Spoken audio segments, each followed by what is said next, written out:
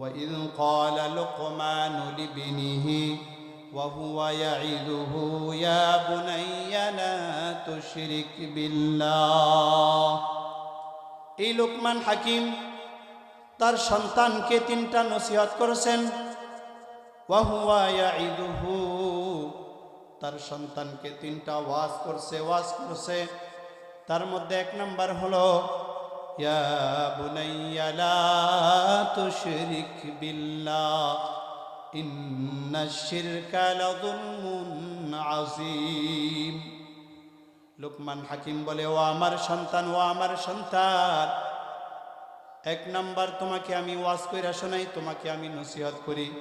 ও আমার সন্তান, তুমি আল্লাহর সাথে তুমি কাউকে শিরিক করতে পারবা না।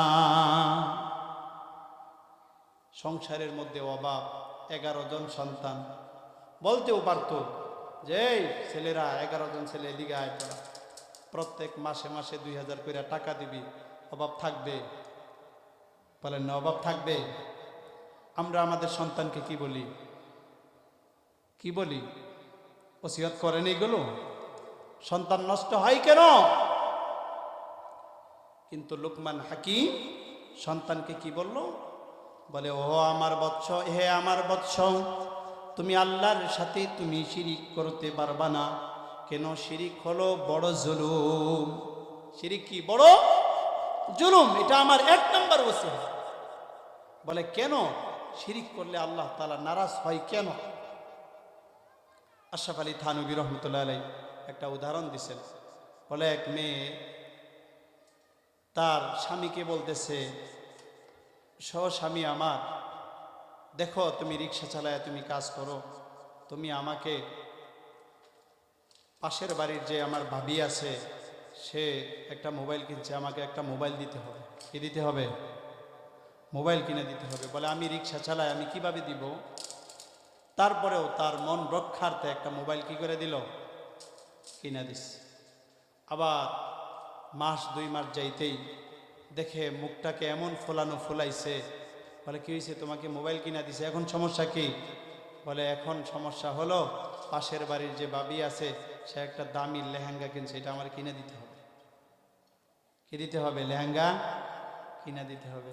বাস, যা কষ্ট করে দেই, গরিব মানুষ, তাও কষ্ট করে কি করছে? লেহেঙ্গা কিনা দিছে। আবার কতদিন গেছে, ঘরে আসছে, আসার পরে দেখে আজকে যে মুখ ফোলানো দিছে আর কি হয় না, খোলে না, আর স্বামীর দিকে তাকায়ও দেখে না। বলে, কি হয়েছে বলো না আমাকে? বলে, আজকের যে দাবি এটা পূরণ করতেই হবে।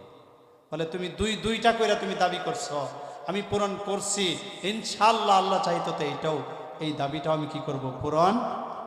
বলে, ওই যে পাশের বাড়ির যে একটা মেয়েকে আমার পছন্দ হয়েছে, বুঝেন নাই? পাশের বাড়ির এক ছেলেকে আমার পছন্দ হয়েছে, ওইটাকে আইনা দিতে হবে। দিবে? বলেন না দিবে? এতদিন যেইগুলো ছিল এগুলো যৌক্তিক, এখন যেটা আছে এটা অযৌক্তিক। এই জন্য আল্লাহ তাআলা বলেন, ও আমার বান্দা, সব কিছুই আমি মাইনা নিতে পারি, সহ্য করতে পারি, কিন্তু শিরিকটা সহ্য করতে পারে না। তে লোকমান হাকিমের 3টা নসিহতের ভিতরে আল্লাহ তাআলা এই যে বান্দার সাথে আল্লাহর সাথে যে সম্পর্ক করায় দিছে, শিরিকের ভিতরে তাওহীদ শিক্ষা দিছে। নিজের সন্তানকে টাকা চাই নাই, পয়সা চাই নাই, অন্য কোনো কিছু চাই নাই, সন্তানের কাছে চাইছেন কি?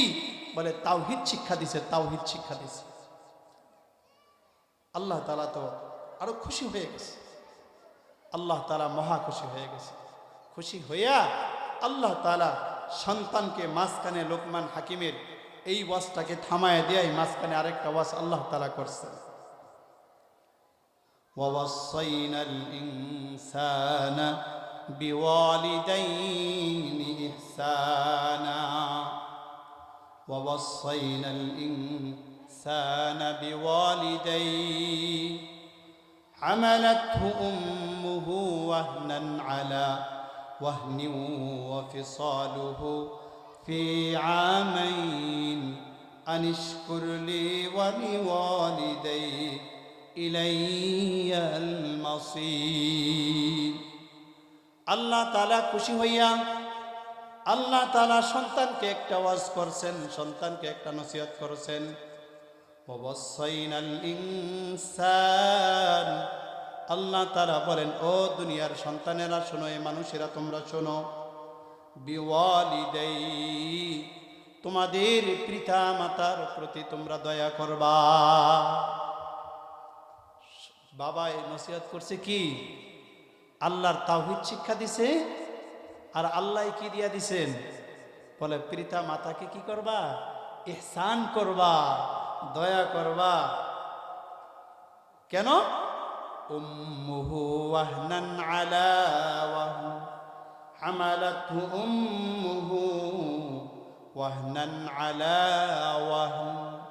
কারণ মা ওয়াহনান আলা ওয়াহন মানে কষ্টের পরে কষ্ট, বিরামহীন কষ্ট।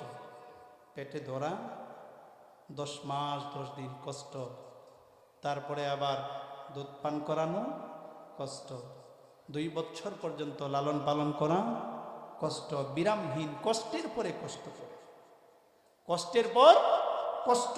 এই জন্য বলেন যে তুমি তাদের প্রতি কি করবা না?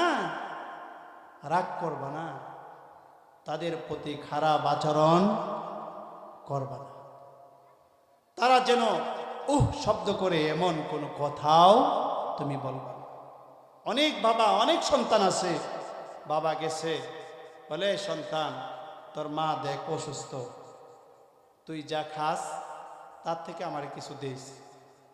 সন্তান বলে না, তুমি যেমনি আসো, তুমি যেমনি মন চাই এমনি তুমি রান্না করে খাও, তোমাকে কিছু দিব না, তোমাকে কিছু দিব না। তাহলে বলেন এই সন্তান তুমি কি বুড়া হইবা না? বলেন না, বুড়া হইবে না? তুমি যেমন করবা তোমার সন্তান, তুমি আমার সাথে যেমন করবা তোমার সন্তান তোমার সাথে তেমনটাই করবে, শুধু না তার থেকেও আরো জঘন্যতম কিছু ব্যবহার করবে, জঘন্যতম ব্যবহার করবে। এই জন্য বাবা মায়ের সাথে খারাপ আচরণ করা যাবে? খারাপ আচরণ করা যাবে না, সদয় ব্যবহার করতে হবে তাদের সাথে। ছোট সময় আমাদের সাথে খারাপ ব্যবহার করছে, খারাপ ব্যবহার করে না। লোকমান খারাপ ব্যবহার করে নাই। সুলাইমান আলাইহিস সালাতু ওয়াস সালাম তার সঙ্গীদেরকে নিয়ে তিনি এক জায়গায় রওনা করছে, নদী পথে, নদীর সফরে এক জায়গায় রওনা করছেন। যাইতেছে জিন্নাতদেরকে নিয়ে, যত ধরনের তার বাহিনী আছে, বাহিনীদেরকে নিয়ে তিনি রওনা করছে নদীর পথে।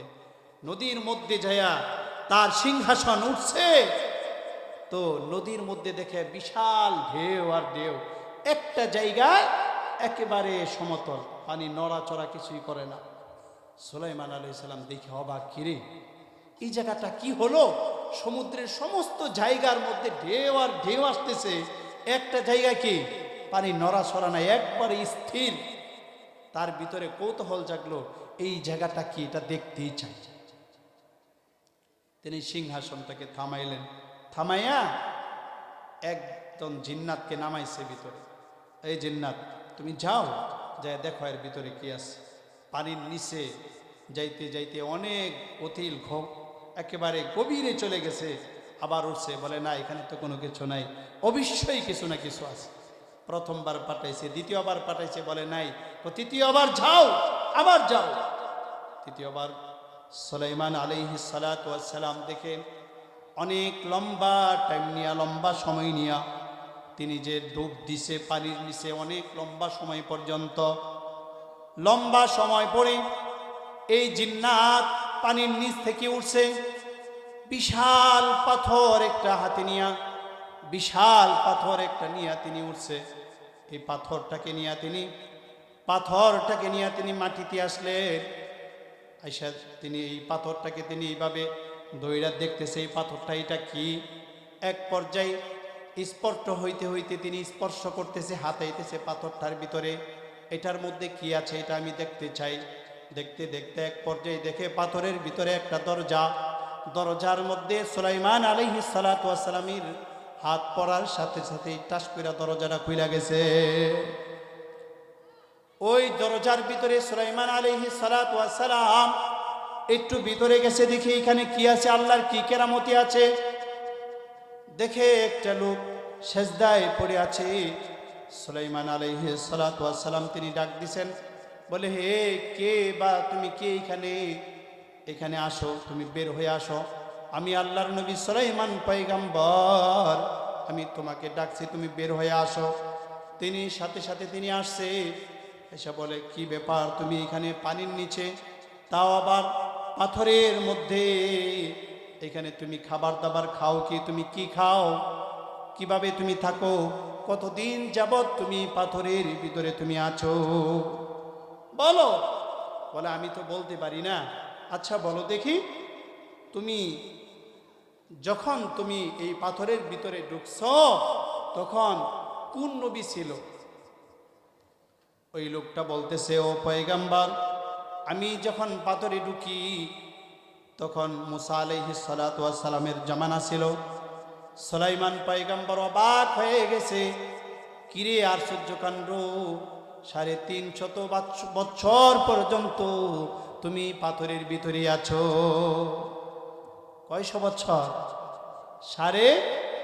350 বছর পর্যন্ত তুমি পাথরের ভিতরে আছো? বলে হ্যাঁ, আমি পাথরের ভিতরে আছি। বলে বেটা তোমার কাহিনীকে খুইলা বলো, তোমার ঘটনা কি, তুমি এটা খুইলা বলো। বলে ওই লোকটা বলে, ও পয়গম্বর, আমি আমার মায়ের খেদমত করতাম, বিছানার মধ্যে মা প্রস্রাব পায়খানা করতো, আমি সব পরিষ্কার করতাম, নিজের হাতে আমি পরিষ্কার করে মাকে আমি লোকমা তুলে তুলে আমি মাকে খাওয়াইতাম। খাওয়ানোর কারণে মা আমার প্রতি খুশি হয়ে গেছে, খুশি হয়ে আমার মা আমার জন্য দোয়া করছে, আল্লাহ আমি মরার পরে আমার এই সন্তানকে তুমি এমন জায়গায় তুমি শান্তিতে রাখবা, আসমানেও না আবার জমিনেও না, এমন একটা জায়গার মধ্যে তুমি সংরক্ষণ কইরা তাকে তুমি ইজ্জতের সাথে পালবা, ইজ্জতের সাথে পালবা। এটা দোয়া করছে কে? মা দোয়া করছে। বলে হুজুর, আমার মা যখন মারা যায়, ওই নদীর ঘাটে আমার মা মারা যায়, ওই নদীর ঘাটে আমার মাকে নিয়ে আমি একদিন ঘুরতে আসছিলাম। আমার মাকে নিয়ে আমি যখন নদীর ঘাটে আসছি তখন আমার মা মারা গেছে। মারা যাওয়ার পরে এখানে আমি কাপন দাপন করছি। আমার মার শোকে শোকে আমি নদীর পার দিয়ে আমি হাঁটতেছি, তখনই আমি এই পাথরটা পাইছিলাম। এই পাথরটা দেখে আমি পাথরটা আমি এইভাবে ধরছি, হাত দিয়া ধরার সাথে সাথে দরজা খুলে গেছে, আমি ভিতরে গেছি, এমনিতেই পাথরের দরজা বন্ধ হয়ে গেছে।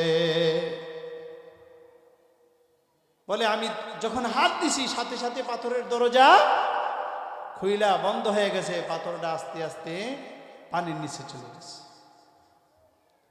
বলে তুমি খাও কি? বলে আল্লাহর পক্ষ থেকে আল্লাহ তাআলা আমার জন্য খাবার নিয়ে আসে। তাহলে কেন বলেন? আল্লাহ তাআলাই হুকুম দিছেন, বলে বাবা মায়ের প্রতি খারাপ ব্যবহার করা যাবে না, ও সন্তান, কখনোই করা যাবে না। তো এটা আল্লাহ তাআলা কি করছেন? সন্তানকে হুকুম করছেন। তো লোকমান আলাইহিস সালাতু ওয়াস সালামের ওই যে লোকমান আলাইহিস সালাতু ওয়াস সালাম যে সন্তানকে তাওহীদ শিক্ষা দিছে, আল্লাহ কি শিক্ষা দিছেন? সন্তান কি শিক্ষা দিছেন? বাবা মায়ের প্রতি ভালো ব্যবহার, সৎ আচরণ। এটা কে শিক্ষা দিছেন? আল্লাহ। এই জন্য সন্তানের পক্ষ থেকে বাবা মায়ের নির্দেশটাই থাকবে আগে, তারপরে সন্তান, তারপরে আসুন সন্তানকে। লোকমানে হাকিম তিনি সন্তানকে আবার কি আদেশ দিছেন? 2 নম্বর আদেশ দিছেন, ইয়া বুনাইয়া ইন্নাহা ইন তাকু মিসকালা হাববাতিন মিন খারদালিন ফাতাকুন ফি সাখরাতিন আও ফিস সামাওয়াতি আও ফিল আরদি ইয়াতি বিহাল্লাহ ইন্নাল্লাহা লাতীফুন খাবীর।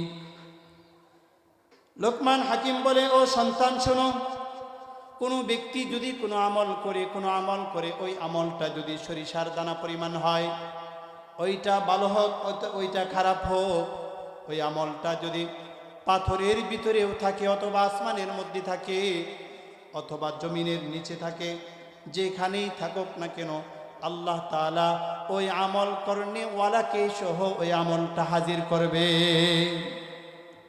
আপনি ভালো করেন অথবা খারাপ করেন, হাসরের ময়দানে উপস্থিত করতে পারবে তো? সিসি ক্যামেরা দিয়া কি ধরে? খুনির আসামি, চুরি, দোকানে চুরি হচ্ছে তো সিসি ক্যামেরা দিয়ে ধরে না? আল্লাহর কাছে সিসি ক্যামেরা নাই? আগে মানুষ এটা বিশ্বাস করতো না, বলে 60-70 বছর জীবনী, এটা কিভাবে আল্লাহ তাআলা রেকর্ডিং করে কিভাবে সামনে নিয়ে আসবে? ওই সিসি ক্যামেরা হইয়া যত প্রযুক্তি বাড়তেছে তো কোরআন বোঝা তত সহজ হচ্ছে মানুষের জন্য, তত সহজ হচ্ছে। যে মানুষ যদি ভিডিও কইরা রাখে, ভিডিও কইরা রাখতে পারে, আহকামুল হাকিমিন আল্লাহকে ভিডিও কইরা রাখতে পারবেন না? আপনি কোন জায়গায় অন্ধকারে চুরি করতেছেন, অন্ধকারে কেউই না দেখুক, দেখেন কে? কেউই দেখে না, কোনো মানুষ দেখে নাই পৃথিবীর, কিন্তু দেখতেছেন এই জায়গা সহ আপনাকে সহ উপস্থিত করে। বাছার উপায় নাই, বাঁচতে পারবো না। তাই সন্তানকে আপনি এটা শিক্ষা দেন, এই সন্তান তুমি যাই করো না কেন আল্লাহর সামনে কিন্তু একদিন উপস্থিত হতে হবে। সন্তান আল্লাহর সামনে একদিন উপস্থিত হতে হবে। 3 নাম্বার যেটা শিক্ষা দিলেন সুলাইমান, 3 নাম্বার যেটা শিক্ষা দিলেন লোকমানে হাকিম, ইয়া বুনাইয়া আকিমিস সালাহ, ও আমার সন্তান, ও আমার বৎস, তুমি নামাজ কায়েম করো, তুমি নামাজ কায়েম করো। 3 নাম্বার কি শিক্ষা দিছে? বাবাই নামাজ পড়েন না, সন্তানকে আবার নসিহত করবে নাকি? হ্যাঁ, বাবার নামাজ নাই, নামাজের খবর নাই, আবার সন্তানকে বলেন তো দেখি। শুক্রবারে মানুষ ব্যস্ততা বেশি না শুক্রবার ছাড়া অন্য সময় ব্যস্ত বেশি?